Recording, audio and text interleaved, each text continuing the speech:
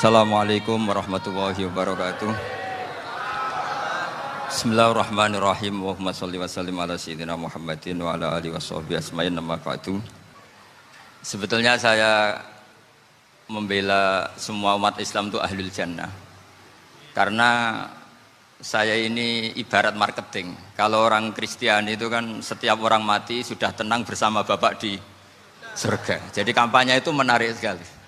Sementara kita sudah kiai, sudah imam masjid, sudah ulama, masih saja dikhawatirkan su'ul khotimah. Ini kalau kampanye ini tidak imbang, ini nanti saya takut kalah. Makanya saya bilang pokoknya semua orang mukmin itu ahlul jannah. Karena memang asli hadisnya seperti itu, man qala la ilaha illallah dakhalal jannah. Bahwa kemudian ada beberapa kiai yang mungkin wataknya itu pesimis, kemudian bikin sekian aturan-aturan yang sebetulnya itu cerminan dari pesimisnya, terus akan-akan masuk surga itu susahnya bukan main. Nah itu saya tidak setuju, karena tadi pasti kalah dengan kampanye sebelah yang setiap orang mati dibilang sudah tenang bersama Bapak apa? Di surga. Jadi ini penting. Terus kedua saya bilang agama ini sudah begitu baik. Masa kunci surga sudah dibocorkan, miftahul jannah la ilaha illallah. Masa sudah pegang kuncinya nggak jadi masuk surga, itu kan aneh. Ya sudah masuk saja, tapi tidak usah minta bantuan saya, masuk aja, kan sudah pegang kuncinya. Terus ketiga, kenangan terburuk saya ketika jadi kiai itu gini, saya ada beberapa guru SD datang ke saya. Ini agak-agak masalah besar. Gus, boleh enggak buka ujian nasional yang masih disegel? Semua guru bilang nggak boleh, itu kriminal kan. Ada satu guru yang bikin analogi agak kacau. Boleh saja. Wong ujian di kuburan saja dibocorkan para kiai nggak apa-apa. Itu.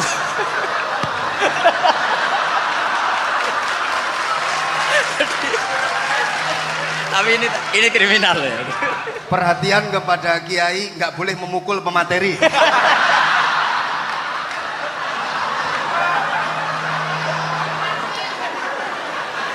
Jadi tentu itu analogi yang salah kan.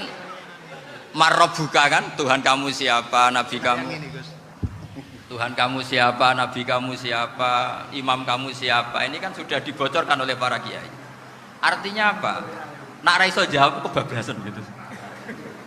Terus guru ini berpikir kalau ujian akhirat sekrusial itu saja bisa dibocorkan, kenapa ujian nasional tidak boleh? Tentu ini kias yang salah, saya tidak ngajari seperti itu. Tapi saya ngajari ke kalian betapa mudahnya masuk surga. Kunci jawaban sudah dikasih, kunci pintu masuk sudah dikasih. Kok sampai tidak masuk, ini kebablasan. Paling salah gurunya. Jadi ini kenapa saya sering cerita orang mukmin semuanya itu min ahlil jannah. Itu saya jamin. Sama tidak usah takut su'ul khotimah, tidak usah takut berlebihan seperti itu. Karena setahu saya, setidaknya saya mewakili ulama zaman ini. Rata-rata guru kita ini bermadzhab Syadzili dalam berkeyakinan berpikir tentang Allah. Di antara ini yang mulai saya ngomong serius, supaya tadi kan guyonannya sudah diambil Gus Reza sama Gus Kausar. Saya tahu kenapa mereka guyon. Kalau ngomong serius takut kalah sama saya.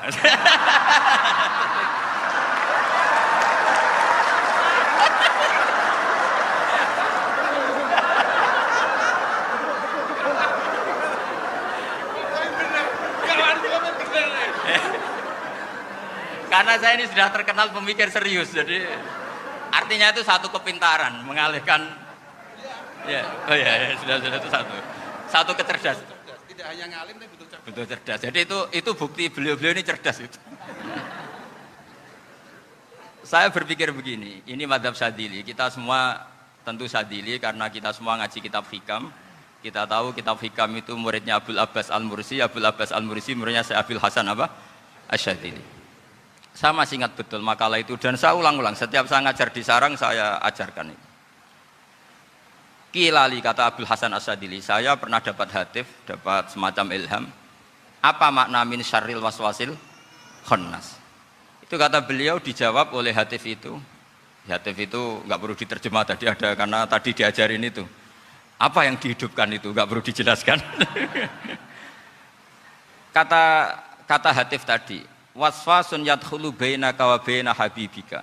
yunsika altofahu alhasanah wa yudzakiruka af'alaka asyi'ah wa yukassiru indaka dzatas shimal wa yuqallilu indaka dzatal yamin liya'dila bika an husnidzanni billah ila su'idzanni billah. Jadi yang dikatakan waswas adalah kamu digiring untuk hanya ingat sisi-sisi kamu yang negatif, dilupakan bahwa Anda punya sisi-sisi yang positif. Misalnya seperti ini, mungkin secara fikih tadi banser-banser tegas, wah ini masalah lelaki perempuan dipisahkan gini-gini.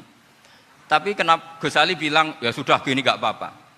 Sebetulnya ada rukhsah itu karena ini di depan umum. Yang paling pantangan Nabi itu la yakhluwanna rajulun bimra'atin. Ini ada yang menjaminnya gitu. Malah khawatir saya di sini dipisah tapi setelah berduaan nggak bisa. Jadi toleransinya karena ini di depan umum. Itu masih ada toleransinya. La yakhluwanna rajulun bimra'atin. Begitu juga ketika kita dosa, misalnya kita dosa. Orang Islam setiap dosa itu pasti ingat salahnya, kemudian istighfar.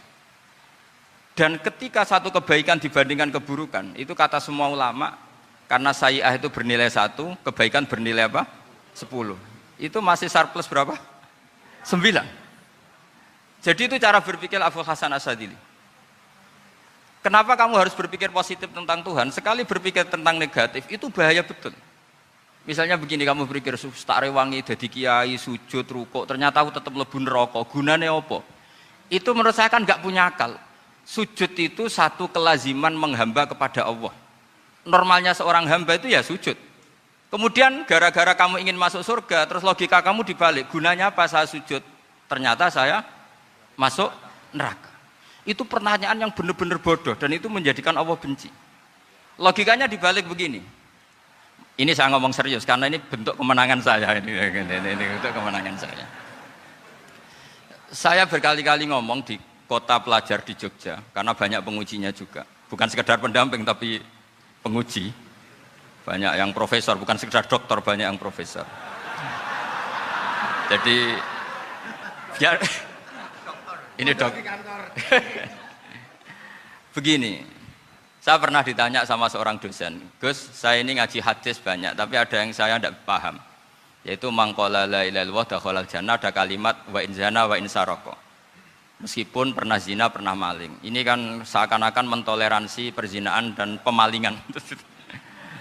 Terus saya bilang, oh makna hadis itu seperti ini. Jadi kebenaran absolut, kebenaran yang mutlak itu tidak akan terganggu oleh status perilaku seseorang. Saya berkali-kali memberi contoh. Orang yang ditangkap KPK akan bilang 1 tambah 1 2. KPK-nya juga bilang 2. Rivalitas dalam politik, Pak Prabowo ya bilang 2, Pak Jokowi juga bilang 2. Orang yang zaniyah, yang lonte pun akan bilang 2. Muftinya juga bilang 2. Ketua MUI-nya juga bilang 2. Artinya gini. Kebenaran yang absolut adalah kebenaran yang siapapun akan meyakini seperti itu. Seperti 1 ditambah 1, 2. Kamu punya musuh bilang 2. Kalau ibu-ibu ini punya maru, ya marunya bilang 2 tadi tambah mama. Enggak tahu saya terjemahnya apa tadi. Nah, kebenaran yang absolut itu kebenaran yang siapapun pasti mengakui. Dan uniknya begini, saya kalau saya pernah ngaji acara himmah, acara pondok sarang di Demak. Kalau kamu bilang 1 ditambah 1 menjadi 2, untuk mengatakan 2 itu kamu butuh hadiah enggak? Mereka semua jawab enggak. Kita semua enjoy saja mengatakan tembok itu putih. Kenapa? Karena memang putih. Kita mengatakan 1 tambah 1 2 karena memang kita tanpa presentasi dapat hadiah, dapat penghormatan. Kenapa untuk mengatakan Allah itu Tuhan kita butuh surga? Memangnya kalau tidak ada surga Allah tidak jadi Tuhan? Ini problem orang soleh-soleh yang terlalu pesimis. Makanya nanti orang-orang soleh itu masuk surganya berat. Tapi kalau orang alim lebih gampang kira-kira seperti itu. Iya, karena kan imannya lebih bagus.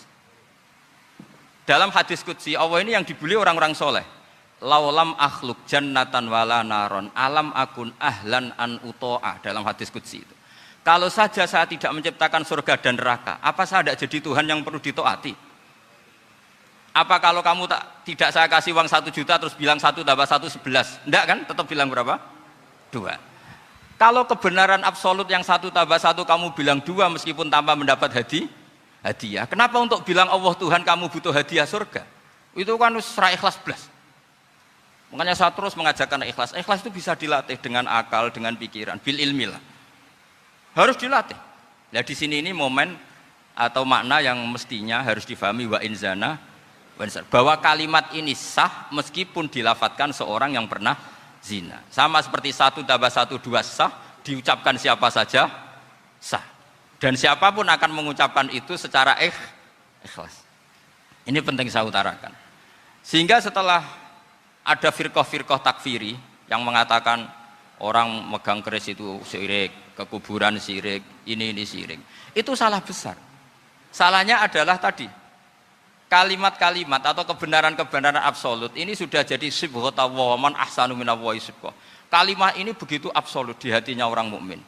Sehingga ketika terganggu oleh hal-hal yang adat istiadat kayak pegang keris, kayak apa, ini tidak mengganggu. Tetap kualitas iman ini di atas keyakinan adat membawa apa keris.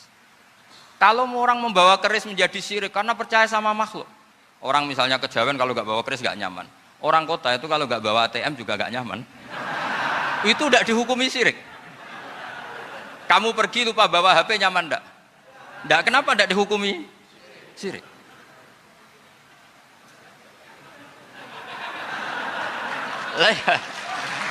Jadi ini logika-logika. Jadi makanya ini Gus Reza boleh ngeritik saya. Saya itu berkali-kali bilang, saya termasuk ulama yang mau bikin gerakan cangkem elek. Karena nanti kalau saya nisbatkan ke Rasulullah itu tidak pantas karena Nabi ahsanan nasi khalqaw wa khuluqa. Tapi saya siap jadi bempernya Rasulullah Shallallahu Alaihi Wasallam. Pernah ada diskusi di Jakarta, ini kisah nyata. Apa dalilnya setelah sholat salaman? Mana hadisnya? Itu dijawab hadisnya tentu kita kesulitan. Kalaupun ada hadisnya dhaif semua yang masalah mushafahah. Akhirnya mau tidak mau dijawab pakai cangkem elek. Boleh enggak kamu setelah salam nyalain HP yang off? Boleh. Boleh enggak ke kamar mandi? Boleh. Oh berarti kencing boleh, nyalain HP boleh, yang enggak boleh itu ingat Allah. Karena mereka mengkritik wiridan, mengkritik salam. Akhirnya mikir deh. Ada enggak hadisnya orang setelah sholat nyalain HP? Enggak ada kan? Tapi mereka nyalain HP enggak hambatan, tapi untuk salaman masalah kan. Ke kamar mandi boleh, tapi untuk wiridan enggak boleh. Akhirnya mereka sadar, oh iya. Lama-lama dibisi gini yang kelompok itu. Kamu itu korban aliran supaya kamu enggak ingat Allah, ingatnya HP-nya. Sehingga orang wiridan kamu kritik, orang nyalain HP enggak kamu kritik. Itu kelompok itu adalah kelompok orang-orang yang supaya orang Islam itu lupa Tuhannya. Itu gerakan cangkem elek, tapi jadikan orang sadar. Jadi ini penting. Jadi kalau kamu tidak bisa bela agama dengan jalan yang lurus karena tidak bakat gitu, nggak apa-apa pakai cangkem elek tadi. Karena nggak mungkin gerakan ini dinisbatkan kepada Rasulullah Shallallahu Alaihi Wasallam. Kalau soal sanad, saya punya sekian sanad tentang itu, tapi tidak usah kamu ikuti. Ada orang tanya, ya Pak Kiai kalau setan dibakar di neraka panasan enggak? Ya panasan. Loh kan setan dari api, ngapain harus panasan? Kan materinya sama. Terus Kak Kiai tadi enggak kesulitan, dia ngambil pasir, disawero di wajahnya. Wah sakit Kiai, kamu kan dari tanah, kena tanah kok. Jadi itu ada sekian, artinya gini ya, kalau kesulitan jawab pakai baik-baik ya sudah pakai cangkem elek itu aja kan. Nah, tapi tentu kan gerakan ini tidak mungkin dinisbatkan kepada para nabi. Tapi saya pastikan meskipun nggak bisa dinisbatkan kepada para nabi dari segi cangkem elek tadi, tapi secara semangat itu sama. Saya punya sekian contoh. Benar Gus Riza tadi gojok saya ngawur-ngawurnya itu masih punya sanad. Itu pas saya ngawur pun masih punya apa? Sanad. Nabi Ibrahim itu ketika faja'alahum juzatan illa kabirallahum itu si berhala paling besar dikasih kapak. Ketika mereka geger, ini siapa yang berhala kecil? Kata mereka, sami'na fatay yadhkuruhum yuqalu lahu Ibrahim. Ya kira-kira Ibrahim lagi. Terus setelah Ibrahim didatangkan, siapa yang melakukan ini semua? Ini jawaban Nabi Ibrahim, bal fa'alahu kabiruhum hadza. Ya tanya yang bawa pedal, saya kan tidak bawa kan. Terus kata orang-orang, otak kamu itu di mana?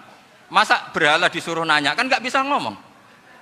Ibrahim kembalikan, uffil lakum wa lima ta'buduna min dunillah. Lalu otak kamu di mana? Sudah tahu tidak bisa ngomong kok disembah gitu. Itu ada kata uffin loh. Uffin itu kalau diterjemah kira-kira ya agak-agak jancuk gitu. Kira-kira Ya kira-kira seperti itu. Jadi Sekarang dalile jancuk apa Gus? Bahkan itu kan biasa kalau misalnya saya bilang sudah itu. Gimana? Jancuk itu dari dak su, dak tinggalkanlah suan perkara sing elek. Krono ilate wong Surabaya kakean rawon akhirnya ngomongnya jancuk. Gitu.